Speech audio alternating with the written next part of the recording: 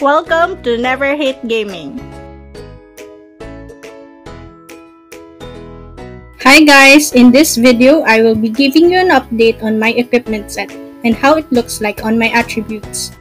This is my standard equipment set, meaning this is the exact set that I use for GvG and PvP without adjusting to counter specific enemies. In my experience, it provides me sufficient survivability to get my tasks done as the designated golden bow holder during GvG. Without further ado, let's look at my equips. Offhand. For my offhand, I am still using a plus 12 giant armor shield with 3.5% damage reduction. This gives me a lot of elemental resistance, especially with higher refinement. I changed my Loot Star card into Snake Demon Gorgon's card because it gives me 15% max HP and 5% skill damage reduction. Armor. I changed my armor and armor card completely. From plus 10 God's Blessing with Irini's card, I am now using plus 10 Comet Warfare armor slotted with the Tartarus Star card. This armor gives me a lot of resistance against crowd control, coupled with my Silence Resist and Poison Resist enchants. On the other hand, the Tartarus Star card gives immunity against freeze and high poison resist. As you will see later, this build focuses on countering enemy crowd control in order to be more effective during clashes or war. Garment. I was able to upgrade my plus 10 Advanced Survivor's Manto into plus 15 Grey Elf's Manto. At maximum refinement level, this gives me 8% skill damage reduction and 15% max HP. I went with double poison and silence resist for my enchant and kept my Eclipse Star card. Foot gear. For the foot gear, I am using the synthesized version of my previous foot gear. But this time, I changed the enchantment into double fear and poison resist. For the card slot, I am using Edga card. This card is the endgame card for most supports like Dorams. The permanent endure skill gives us a lot of window to cast our skills and stay effective even under enemy fire.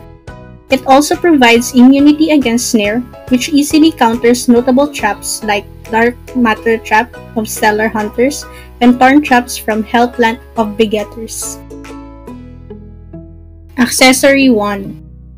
For my first accessory, I changed my old Bright Moon with Tenacity 4 into a plus 8 Survival Ring with Tenacity 2. I chose to trade away some damage reduction into HP because my build is lacking max HP percent enchants. Fisherman card is still the most efficient and cost-effective card for accessories. Accessory 2. For my second accessory, I am using plus 12 Original Will Talisman with Tenacity 3, slotted with Fisherman card. Dorams must have at least one of these accessories to lower the Tuna party cooldown by 5 seconds. On top of that, it also gives 8% max HP and 12% bonus healing at plus 12 refinement. Weapon. I am still using my plus 10 Stardust Dragon Staff with 2 Meta Ant Egg cards. I changed the enchantment from Stun Resist into Silence Resist with Flee. Like I said before, this is the best weapon for Dorams because of its set effect with Grey Elf's Manto, giving us up to total of 20% damage reduction. Head. For my headgear, I changed my Carousel Dream into a plus 6 Hercules helmet with 21 Flee enchant. I chose this headgear because I want to couple my high resist build with high flee. You will notice that my right side equips all have flee enchants solely for this purpose. Face. For the face headgear, I am still using my plus 6 Japanese Dragon Noodle with 19 flee. This gives me 16% skill damage reduction. On top of my high resist and high flee, I am also working on high skill damage reduction so I can tank even more during PvP and GvG. Mouth. I changed my plus 6 Kraken Treasure Key into plus 10 Angry Snarl because it gives me a total of 15% demi-human damage reduction and more importantly, 24 free. Having Kraken Treasure Key is good because of the 8% max HP it gives, but I like Angry Snarl because it has a higher refinement level and a good amount of V. Back. For my back, I changed my Midgard's bag into a +6 Midnight Stars. This item gives me 8% skill damage reduction and 29 feet. The 5 crit resist enchant is also a good bonus. I decided to have this change in equip because I favor skill damage reduction over physical damage reduction. Tail. Last but not least is my tail equipment. From a +12 the Fairy, I choose to go with +8 Amethyst Creature.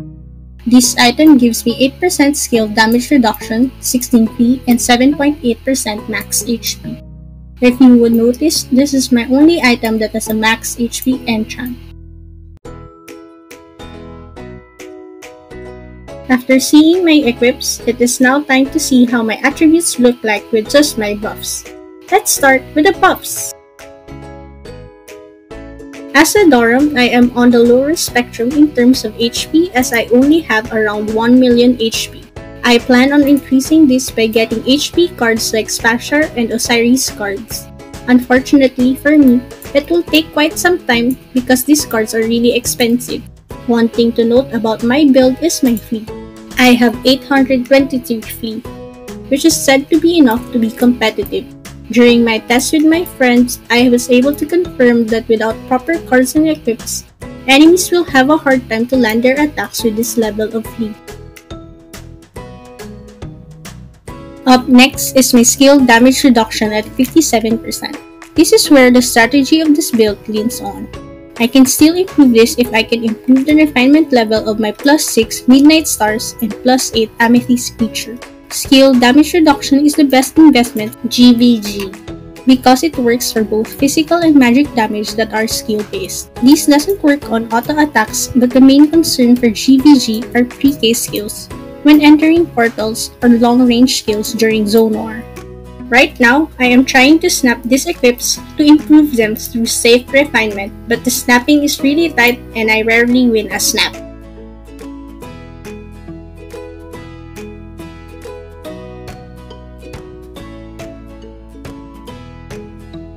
For my physical attributes, we can see that my damage reduction is now down to just 86% from the previous 102%. It seems I lost quite a lot, but objectively speaking, I got more in return. I favor skill damage reduction as it applies to both physical and magic damage dealers. This is paramount especially in GvG. For the magic attributes, my magic reduction suffered the most. From 84% magic reduction, we are now just about half of it at 48%. But this is not a cause of concern because we were able to improve our skill damage reduction, which directly counters magic DPS. For the crowd control resistances, we can see that I have at least 100% resistance against silence, freeze, stun, and poison. Also, let us not forget the immunity against snare that Edgar's Star card provides. Having Nightmare card also gives us immunity against sleep. All in all, we have high resistance or immunity against a total of 6 kinds of crowd control. Since the release of ninja classes, Stone Resist has become a need, but luckily for us, we can rely on Activity Stone to deal with it, potentially pushing our immunity to 7 kinds of crowd control.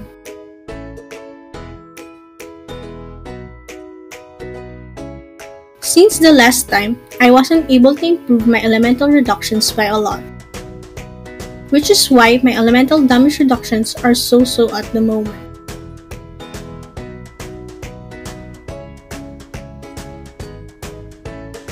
Last but not least is my race damage reductions. My build did not invest on this and we can see that I only have 33% demi-human damage reduction. It is very underwhelming, but it kinda cancels 2 Hydra cards from the enemy, so it is not that disappointing. That's it guys! That is how my equipment build plays into my character's attributes. I hope I gave you a few insights on how to build your own equips to improve your survivability, especially in a GvG setup. If you have comments, questions, or clarifications on my item build, please don't hesitate to drop by our comment section. I will be very happy to respond. Hit like, subscribe, and ring the notification bell. Thanks for watching! Please check our other videos.